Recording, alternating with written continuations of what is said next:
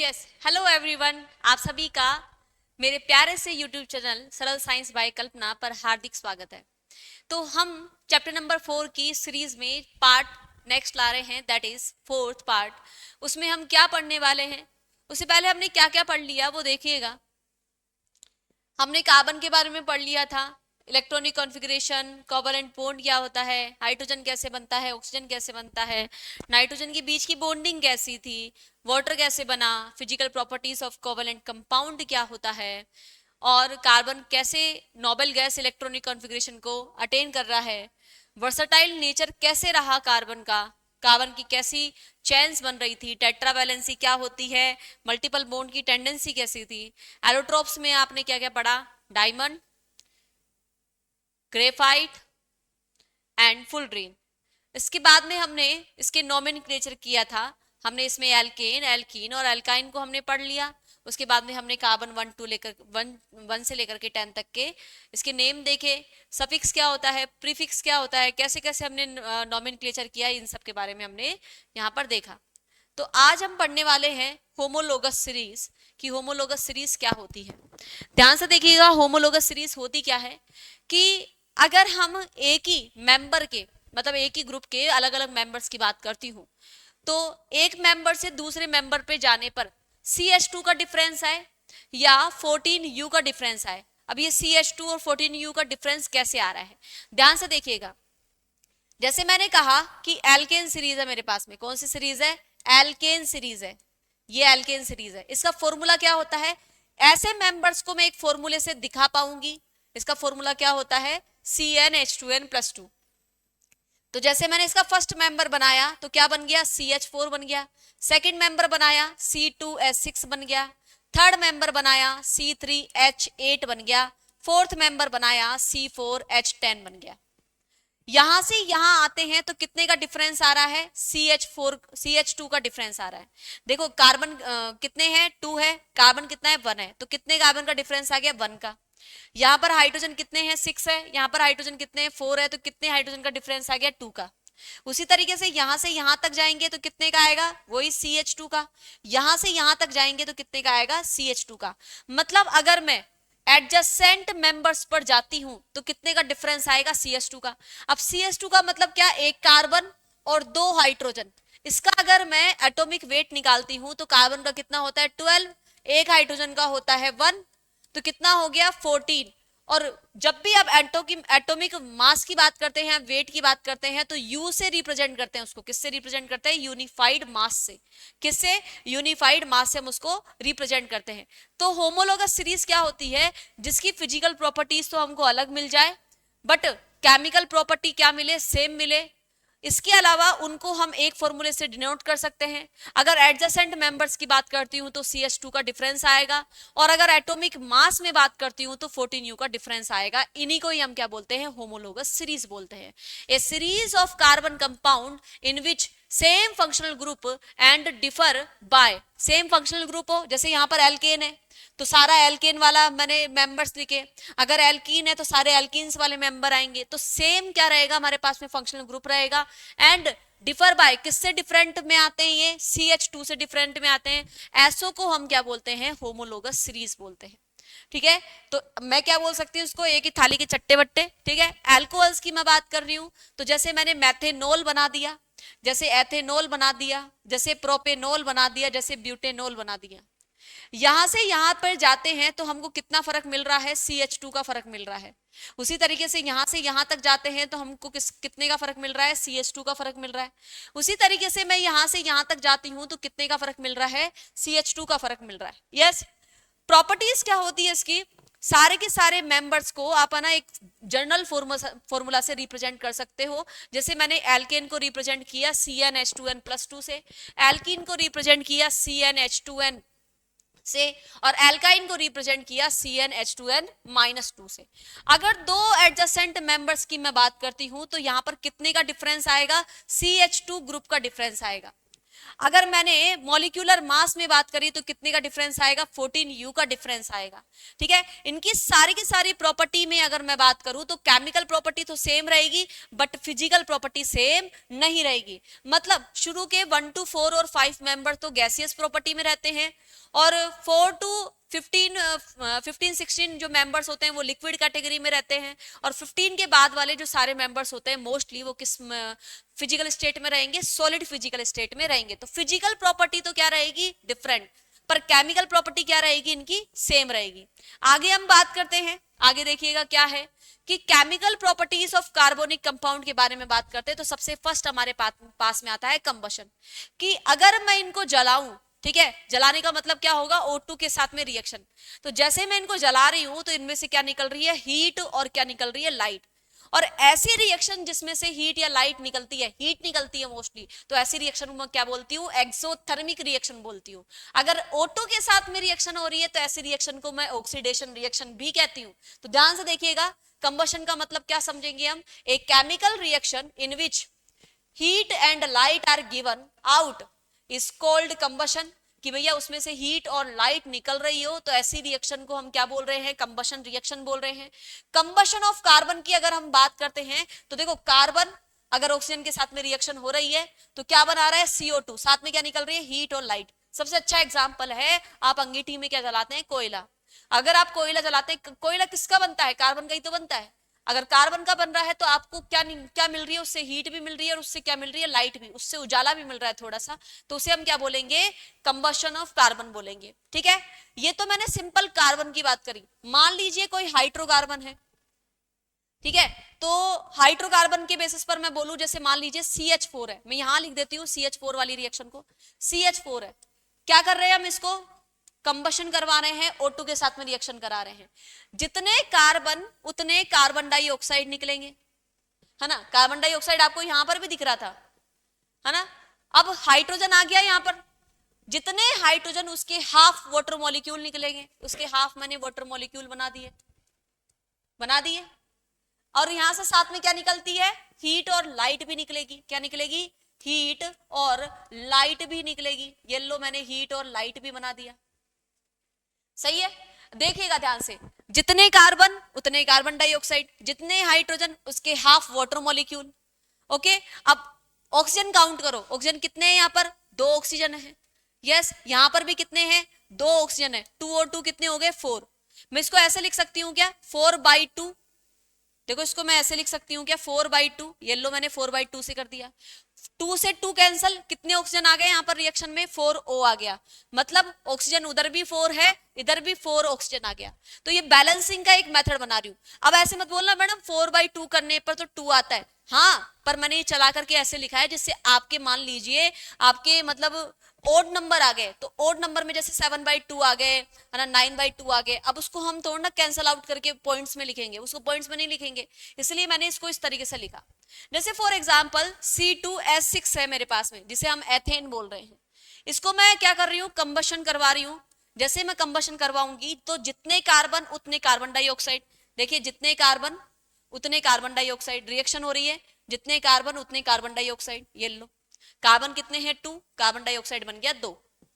जितने हाइड्रोजन उसके half water molecule, कितने हाइड्रोजन है, 6, तो वाटर मॉलिक्यूल कितने बन जाएंगे, 3 वाटर मॉलिक्यूल बन गए। साथ में क्या निकल जाएगी, इसमें हीट निकल जाएगी और लाइट निकल जाएगी। कौन सी रिएक्शन हो जाएगी, एक्सोथर्मिक रिएक्शन हो जाएगी। और O2 के साथ में रिएक्शन को हम क्या बोलते हैं, ऑक्सीडेशन रिएक्शन भी कहते हैं। क्या बोलते हैं, ऑक्सीडेशन रिएक्शन भी कहते हैं।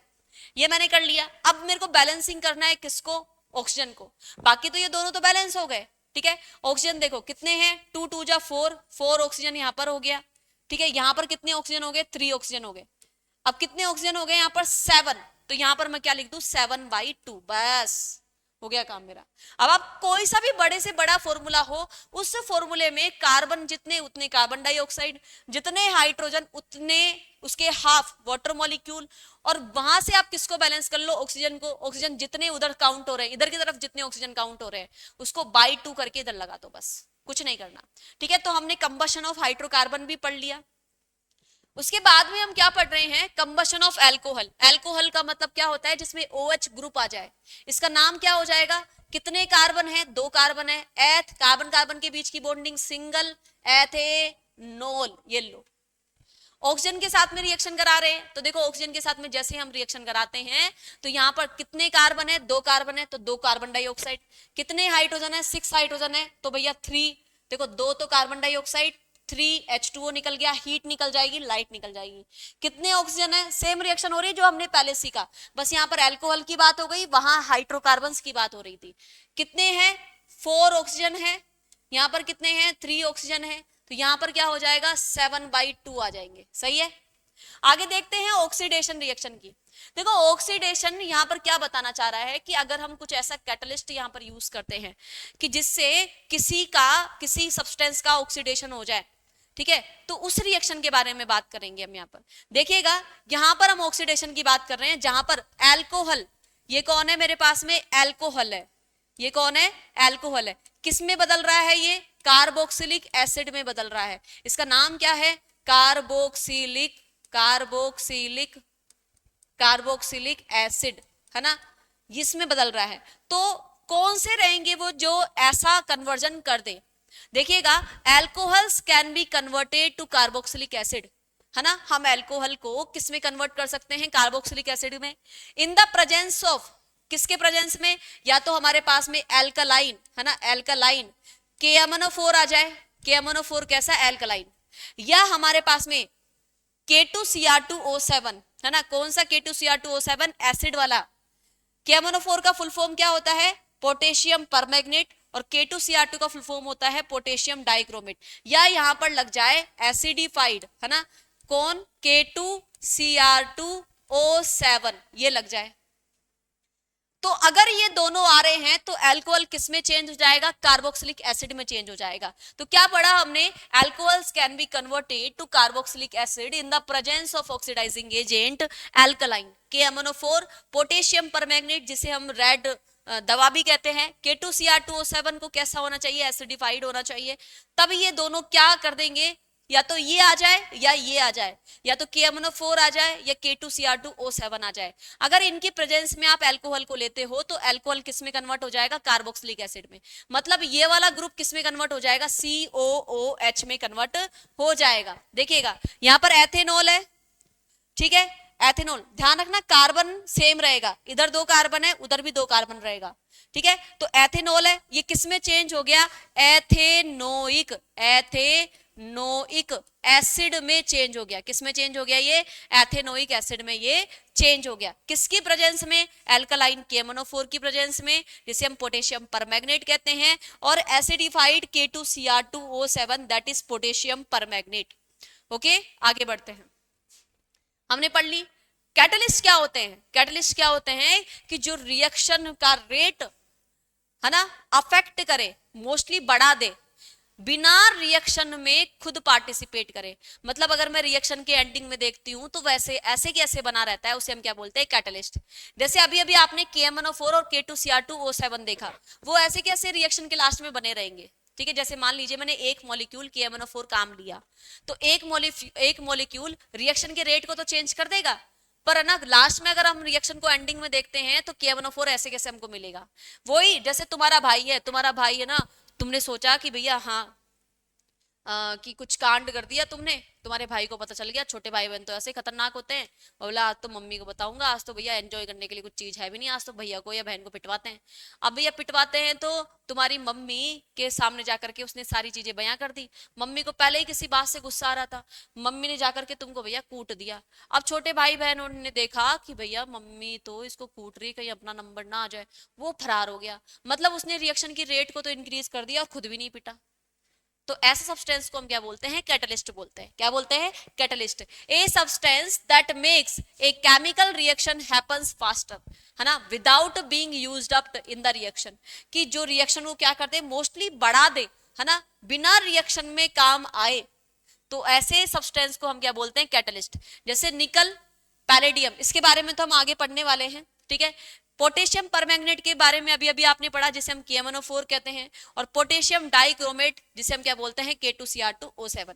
ये दोनों क्या करते हैं, OH को किस में चेंज कर देंगे, COOH में, मतलब अल्कोहल को किस में ऑक्सीडाइज कर देंगे, कार्बोक्सिलिक एसिड में ऑक्सीडाइज्ड कर देंगे। आगे देखिएगा, आगे क्या है हमारे पास में, एडिशन रिएक्शन के बारे में हम बात कर रहे हैं। एडिशन रिएक्शन क्या होती है, देखो ये कौन है मेरे पास में, अनसैचुरेटेड हाइड्रोकार्बन।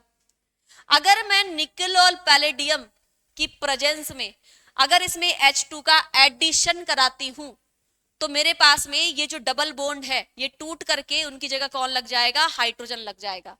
तो मतलब एल्काइन एल्कीन में, एल्कीन एल्केन में कन्वर्ट हो जाएगी, उसे हम क्या बोलते हैं, एडिशन रिएक्शन। मतलब यहां पर एल्काइन है ना, या एल्कीन किस में चेंज हो जाए, एल्केन में चेंज हो जाए। किस में चेंज हो जाए, एल्केन में चेंज हो जाए। किसकी प्रेजेंस में, निकिल और पैलेडियम की प्रेजेंस में चेंज हो जाए। किसका रिएक्शन हो रहा है, H2 का रिएक्शन हो रहा है।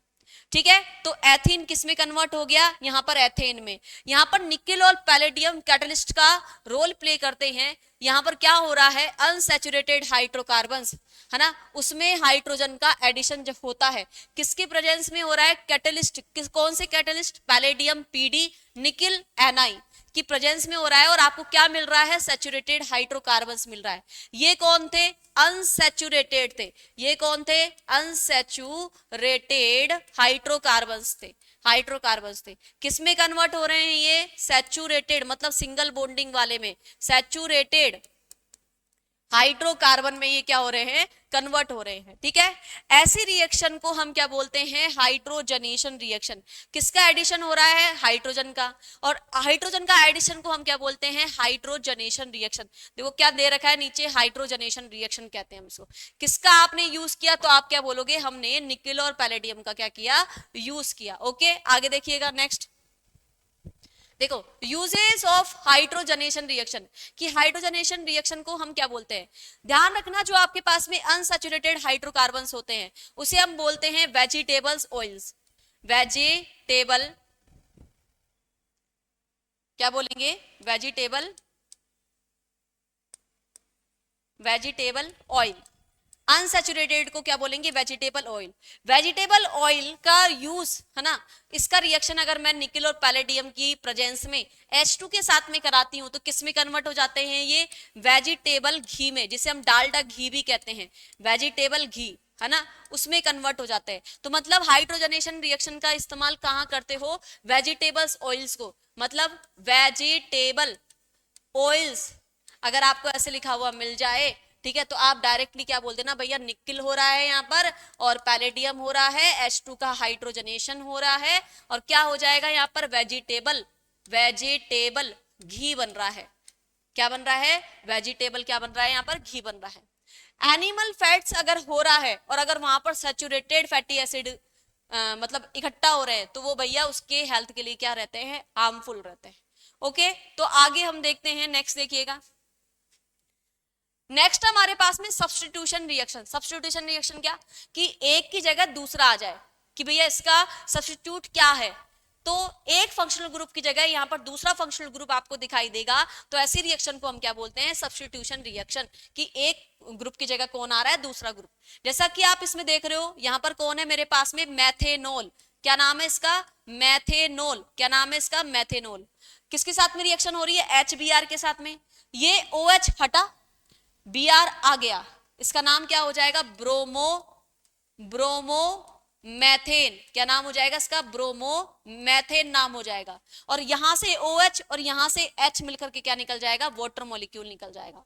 उसी तरीके से अगर मैं CH4 की बात करती हूं तो यहां से एक हाइड्रोजन निकला, उसकी जगह एक Cl ऐड हो गया। जैसे Cl ऐड होता है, ये कौन है मेरे पास में, मैथेन। ये कौन है, मैथेन। जैसे मैं क्लोरीन का रिएक्शन कराती हूँ, सनलाइट की प्रेजेंस में कराती हूँ, आपको पता हो तो ये सनलाइट वाली रिएक्शन आपने वहां पर भी देखी है, डिकम्पोजिशन रिएक्शन में भी देखी है, वहां पर भी सनलाइट देखते हो आप। ठीक है, तो इसका नाम क्या हो जाएगा, क्लोरोमैथेन, और साथ में क्या बन गया, HCl बन गया। तो अगर मैं ऐसी रिएक्शन को देखती हूँ, it is a single replacement chemical reaction during which one functional group in chemical compound is replaced by another functional group, किसमें एक फंक्शनल ग्रुप को कौन रिप्लेस कर देता है, दूसरा फंक्शनल ग्रुप रिप्लेस कर दे, तो ऐसी रिएक्शन को हम क्या बोलते हैं, सब्स्टिट्यूशन रिएक्शन। अरे एक की जगह कौन आ गया, दूसरा आ गया, बस यहाँ पर अल्कोहल था अब ब्रोमो हो गया, यहाँ पर पहले मैथेन था एन था, यहाँ पर क्या हो गया, क्लोरो आ गया। ठीक है, आगे देखिएगा। नेक्स्ट है हमारे पास में, तो इसी तरीके से हम यहाँ तक इस पोर्शन को खत्म करते हैं। नेक्स्ट वीडियो में हम नेक्स्ट पोर्शन को उठाएंगे। तो अगर आपको मेरा वीडियो पसंद आता है तो then like share and subscribe. जय हिंद, जय भारत।